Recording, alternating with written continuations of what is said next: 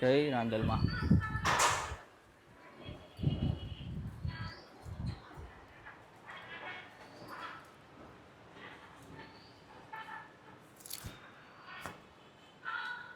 રાંદલમાં તો આપણી યારે અહીંના મન છે. એનું નામ આપણે પૂછીને જે આ રાંદલમાં દડવા જે મેઇન સ્થાનક છે રાંદલમાં, એનો શું ઇતિહાસ છે, માતાજીનો શું ઇતિહાસ છે, એના વિશે આખું આપણે પૂછી પાકું અને આગળ આપણે જાણીએ. જય માતાજી.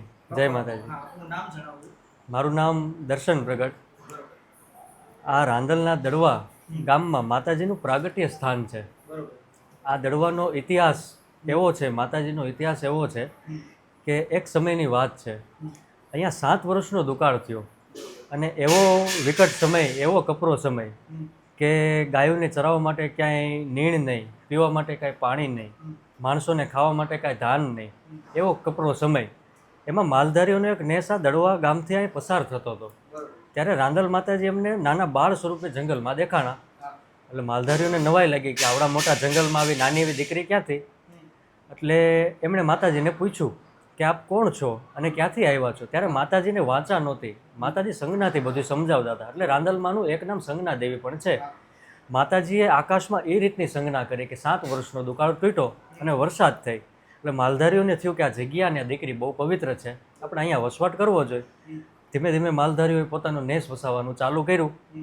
હવે બાજુનું ગામ છે ને એ વાસાવડ, એ સમયમાં ધુતારપુર નગરી કહેવાય અને ત્યાં મુસલમાનના રાજા શાસન કરે. હવે રાજાને આ વાત મળી કે આપણી રાજ્યની સીમામાં આ રીતે માલધારીઓ વસવાટ કરે છે, તો એની પાસેથી કર સ્વરૂપે બળજબરીથી દૂધ ને એવું બધું લઈ જતા. એટલે માને આ વાત ગમતી નહીં. એટલે માતાજી જેમ કે ને એમ માલધારીઓ કરતા. એટલે માતાજીએ કીધું કે તમે એકવાર આ સૈનિકોને મારીને ભગાડી દેશો ને એટલે બીજી વાર આવો સાહસ કરશે નહીં. એટલે જેમ માતાજીએ કીધું એમ ઓલા માલધારી લોકોએ કર્યું. હવે રાજાના સમાચાર મળ્યા કે આપણા સૈનિકોને આપણા રાજ્યમાં કોકે માર્યા છે. એટલે રાજાના પોતાના અભિમાન ઉપર આવી બન્યું. એટલે એણે પૂછ્યું એના મંત્રીને કે અત્યાર સુધી તો આ બધા કરને એવું દેતા હતા, દૂધ ને એવું, હવે અમને શું વાંધો પડ્યો. ત્યારે કીધું એક નાની એવી દીકરી છે, એ જેટલું કહે ને એટલું આ લોકો કરે છે. તો રાજા કહે દીકરીને આ લેતા આવો, માલધારીઓ આપોઆપ આપણી પાસે બધા આવી જશે. એટલે જેમ રાજાનો હુકમ હતો એમ બધા સૈનિકો આવ્યા, પણ માતાજીને કોઈ કાળે માલધારીઓ લઈ જવા દીધા નહીં. એટલે રાજાના પોતાના અભિમાન ઉપર આવી બન્યું. એટલે પોતે ક્રોધે ભરાઈને પોતાનું સમસ્ત સૈન્ય દળ લઈને દડવા પર ચડાઈ કરવા માટે એ સમય આવેલો.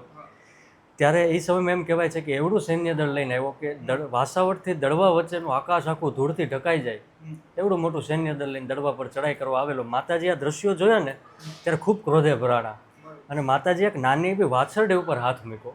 એ વાછરડીએ વિકરાળ સિંહનું સ્વરૂપ ધારણ કર્યું.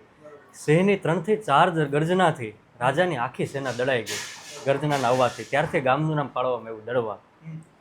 હવે માતાજી અહીંયા 7 વર્ષના કન્યા સ્વરૂપે અવતાર લીધેલો અને બીજા 7 વર્ષ એટલે જ્યારે 14 વર્ષના કન્યા સ્વરૂપે જ્યારે માં થયા ત્યારે માએ કીધું કે હવે મારે અવતાર કાર્ય પૂર્ણ થયો, મારા સૂર્યલોકથી તેડા આવ્યા છે, જવાનો સમય થયો છે. ત્યારે માલધારીઓ કીધું કે આપ વયા જશો તો અમારું માર્ગદર્શન કોણ કરશે, અમારું ધ્યાન કોણ રાખશે. ત્યારે માએ કીધું હું અહીંયા બિરાજમાન થાઉં છું, મને સાચા મનથી કોઈ આરાધના કરશે, મારી પ્રાર્થના કરશે, હું અહીંયા હાજર છું. અને માનું એક વચન છે આ જગ્યા ઉપર કે એના પાડે ખાલી હાથ થયો હોય ને ખાલી હાથ જવા દેતા નથી. ખૂબ સરસ ઇતિહાસ છે માનો. અને બાપુ જે આ ખોરો છે હા, એનો શું ઇતિહાસ છે?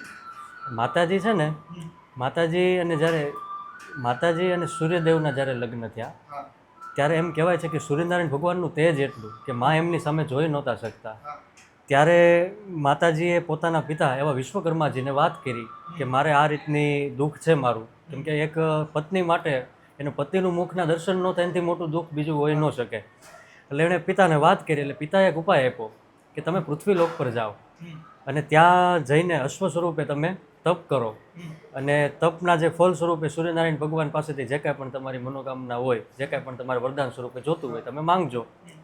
એટલે માએ કીધું કે હું તપ કરવા માટે જઈશ તો એમની સેવા કોણ કરશે. ત્યારે એમણે પોતાની જ એક છાયાને ઉત્પન્ન કરી રાંદલ માતાજીએ. એટલે સૂર્યદેવની સેવામાં અહીં છાયા માતાજીને રાખ્યા અને રાંદલ માતાજી ઘોડી સ્વરૂપે પૃથ્વી પર તપ કરવા માટે આવેલા. પછી જ્યારે રાંદલ માતાજી થકી છે ને 2 સંતાનો, એક યમરાજાજી અને એક યમુનામાં, અને છાયા થકી એક સંતાનનો જન્મ થયો શનિદેવ ભગવાન. હવે શનિદેવ ભગવાનને યમરાજાજી વચ્ચે મતભેદ રહેતો. એટલે છાયા માતાજી યમરાજાજીને ઠપકો આપે, શનિદેવ ભગવાનને કાંઈ ન કહે.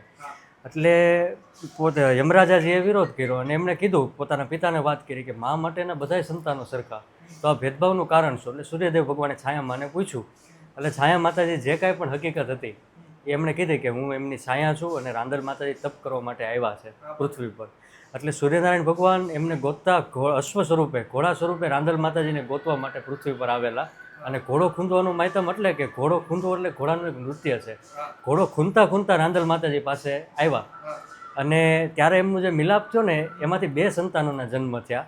એક અશ્વિની કુમારો, બંને અશ્વિની કુમારોના જન્મ થયા જે દેવતાઓના વેદ્ય છે.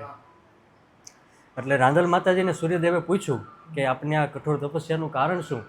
ત્યારે રાંદલ માતાજીએ કીધું કે આપનું તેજ એટલું છે કે આપણા દર્શનો નથી કરી શકતી. ત્યારે સૂર્યદેવ ભગવાન એમને વરદાન સ્વરૂપે પોતાની 17 કળામાંથી 1 કળા ઓછી કરીને 16 કળાએ ખીલા. ત્યારે રાંદલ માતાજી સૂર્યદેવના દર્શન કરી શક્યા. એટલે ઘોડીનું માયતમ એ છે કે પૃથ્વી પર રાંદલ માતાજી તપ કરવા માટે અશ્વ સ્વરૂપે આવેલા. એટલે જ આપણે પણ મંદિરમાં ઘોડી સ્વરૂપે માની પૂજા થાય. અને બાર જે ઇતિહાસ છે એ પણ આપણે બાપુ પાસેથી જાણીએ. હા, તો બાપુ જે આ દીકરા આપવાનું મહત્વ છે, પ્લસ કે રાંદલમાના લોટાનું ઘણું મહત્વ છે. લગભગ આખા સૌરાષ્ટ્ર ગુજરાતમાં માતાજી જેને દીકરો આપે લોટા તેડતા હોય છે. તો એના વિશે થોડું માહિતી. ઘરે રાંદલ માતાજીની પૂજા છે ને સારા પ્રસંગોમાં થાય. લગ્ન છે, શ્રીમત છે, કોઈ સંતાન નાનું થાય ત્યારે છે. એનું કારણ છે કે રાંદલ માતાજી વંશ વધારવાવાળા દેવી છે. બરોબર. રાંદલ માતાજી સંસારનું નિર્માણ થયું ત્યારે અલગ અલગ દેવી દેવતાને અલગ અલગ કાર્ય સોંપવામાં આવેલા. એટલે માતાજીને વંશ વધારવાનું કાર્ય સોંપવામાં આવ્યું. એટલે રાંદલ માતાજીના લોટા તેડે માતાજીને ઘરે તેડાવે અને એમની પૂજા કરે. લોટાનું એ મહત્વ છે. અને જે અહીંયા આપણે ભોજનશાળા છે, પ્લસ હવનનું બધું કઈ રીતે છે તો એના વિશે થોડું. માતાજીને અહીંયા અનેક વાર તહેવારોમાં માતાજીના યજ્ઞ હોય છે અને બીજા કોઈ પણ માતાજીના ભક્તો માતાજીના ભક્તો દ્વારા પણ અહીંયા ઘણી પણ પૂજા કરવામાં આવે છે. માતાજીના લોટા છે, યજ્ઞ છે, સત્યનારાયણ ભગવાનની કથા છે, એવા અનેક પૂજા બધી અહીંયા મંદિરે થાય છે. નિઃશુલ્ક ભોજનશાળા પણ ચાલે છે. હા, અહીંયા વર્ષોથી રાંદલ માતાજીના મંદિરે જે કાંઈ પણ ભક્તો આવ્યા હોય એમને વિના એક પણ શુલ્કે અહીંયા પ્રસાદી ભોજન પણ બધાને લેવડાવવામાં આવે છે.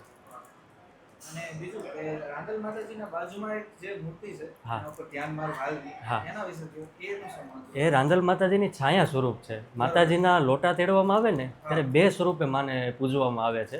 એક રાંદલ માતાજી, એક એમની છાયા. બરોબર. એ સૂર્યદેવ ભગવાનને જ્યારે રાંદલ માતાજીના લગ્ન થયા ને એ સમયની ગાથા છે. બરોબર. તો મિત્રો આ છે આખો રાંદલમાનો ગળવાનો ઇતિહાસ જે આપણને બાપુએ ખૂબ સારી રીતે કીધો. અને અમને આ પૂરો વિડીયો કેવો લાગ્યો જરૂર જણાવજો. બધાને જય રાંદલમાં, જય માતાજી.